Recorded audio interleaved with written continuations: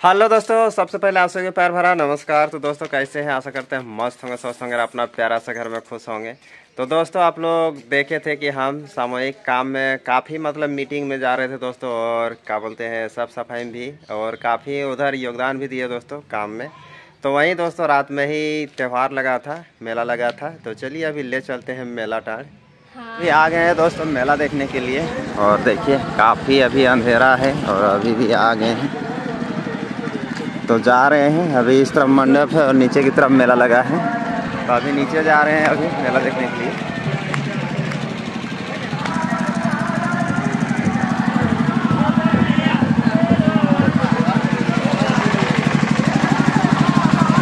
अभी दोस्तों भीड़ लगा है देखिए, और इधर ही मेला भी लगा है। तो चलिए अभी जा रहे हैं अंदर। और देखिए ये सब लड़की हैं दोस्तों, देखिए ये सब नाचने के लिए जा रहे हैं। देखिए इधर स्वारीनाथ सब दोस्तों तैयार हो रहे हैं पूरा एकदम, देख सकते हैं देखिए। और इस तरफ भी देखिए ये लोग लड़की डांस।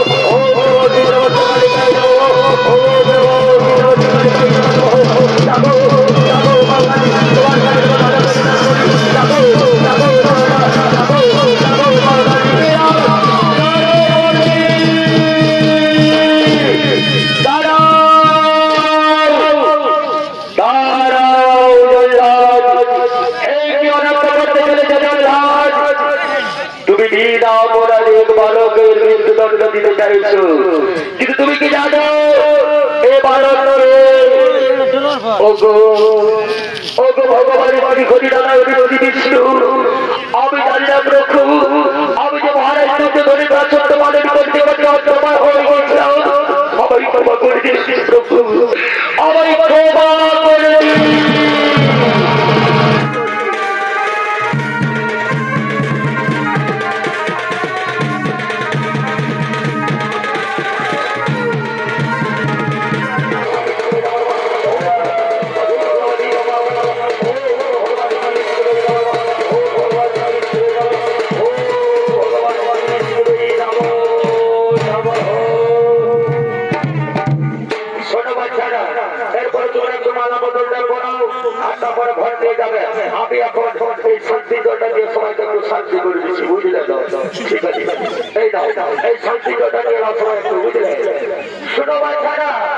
যদি কারো বিবাহ হয়ে হয়তো বিবাহ লাগিছে নয়, পাত্র পাত্রে আসা দেওয়া রয়েছে, কিন্তু কারোই চুকছে নয়, বুঝলেন?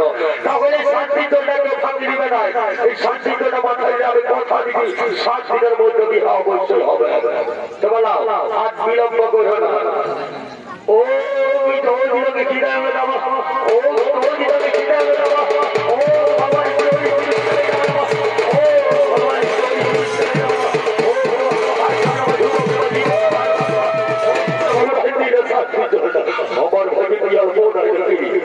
আচ্ছা বাচ্চা আছে আছে আছে আছে, চিন্তা করিস না, তুই ভালো করে পাড়া ঢাকা গেলে তো তোকে আমি শান্তি তোর আমার মধ্যে তো শান্তি তৈরি হবে না, তার মধ্যে হয়তো তোর বিবাহ হবে না, বলবো কিছু একটা বলতে। ঠিক আছে ঠাকুর বোঝায়, ঠিক আছে, শান্তি তোর কথা হবে। ও ভগবানের শ্রী হরি হরি বিষ্ণু ওম শান্তি মহাশান্তি শান্তি মহাশান্তি। ঈশ্বরা সবাইকে হবে বলছি পাগলা ঢাকাই দিয়ে নিবি, আমি সরো পাগলে ঠিক আছে, যাবো শান্তি চলতে ভালোই বলে ঠাকুরের আশীর্বাদটা ভালোই অপরে করে দিল। ঠিক আছে